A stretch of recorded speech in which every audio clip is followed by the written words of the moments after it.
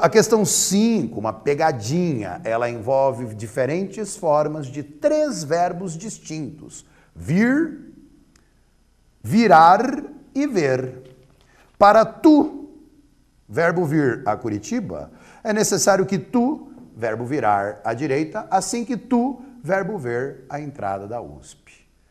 Para tu vires a Curitiba, infinitivo flexionado, é necessário que tu vires à direita do verbo virar, assim que tu vires do verbo ver. Quando eu vir, quando tu vires, quando ele vir.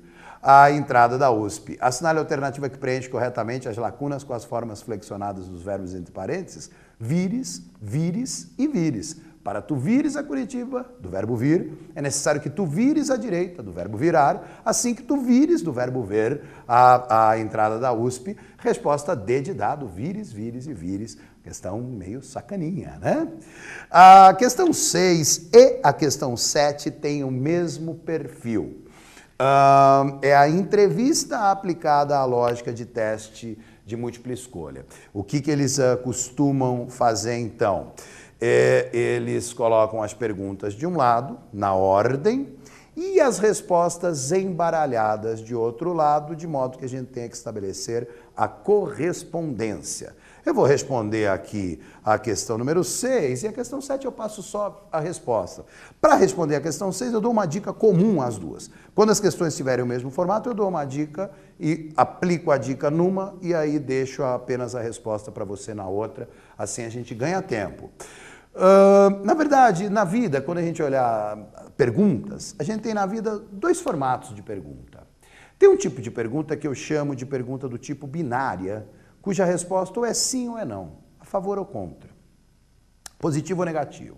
E tem um outro tipo de pergunta que busca uma informação específica por meio de uma expressão interrogativa, como quando, onde, como, quanto, por quê, né? Como, de que maneira, de que forma. Então, um expediente interessante para a gente resolver esse perfil de questão é a gente olhar as perguntas e identificar ali quais aquelas cuja resposta ou é sim ou não. E aí tentar encontrar essas respostas ali na lista de respostas embaralhadas. Vamos ver se funciona isso na questão de número 6. Numere a coluna da direita associando as perguntas feitas a Fernando Gabeira em entrevista publicada na edição especial da revista Super Interessante de dezembro de 2007, com as respectivas respostas. 1. É verdade que há denúncias de usinas de álcool desmatando e usando trabalho escravo? Essa é uma pergunta binária de tipo sim ou não? Sim ou não? Sim. 2. Como resolver essas denúncias? E essa é uma pergunta binária do tipo sim ou não? Sim ou não? Não. Essa aqui você grifa ali, ó, como? Então vai ter que apresentar uma informação específica, como resolver. 3. De que forma é possível ajudar o ambiente a interferir no dia a dia de pequenas comunidades que dependem da natureza para viver? E essa daqui é uma pergunta do tipo sim ou não? Não. De que forma? Como? Está buscando uma informação específica. 4.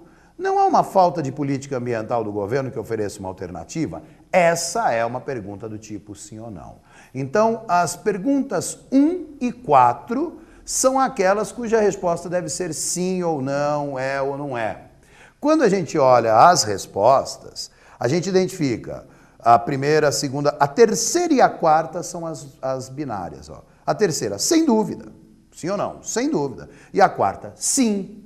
Então, eu tenho que ver alguma alternativa que coloque o número 1 e o número 4 na terceira ou na quarta.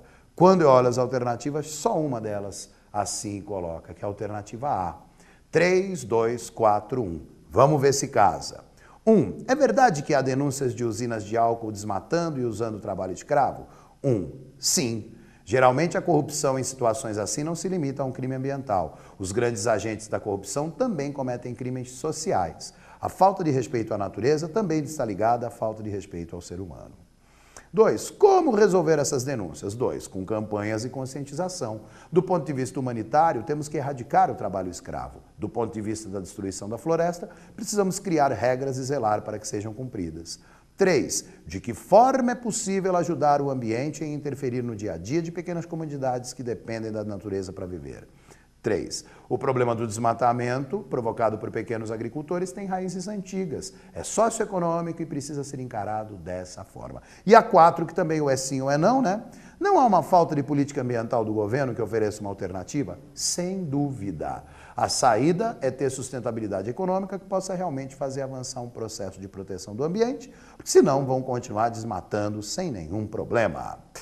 Aí a questão 7 tem o mesmíssimo perfil, né? O ganhador do Prêmio Nobel da Economia de 2008, Paul Krugman, fez algumas palestras no Brasil no começo de um ano ali atrás, a revista Dinheiro. Numere a coluna da direita relacionando respostas com perguntas. Aí você vai tentar conferir sozinho e eu já te passo a resposta que é D de dado.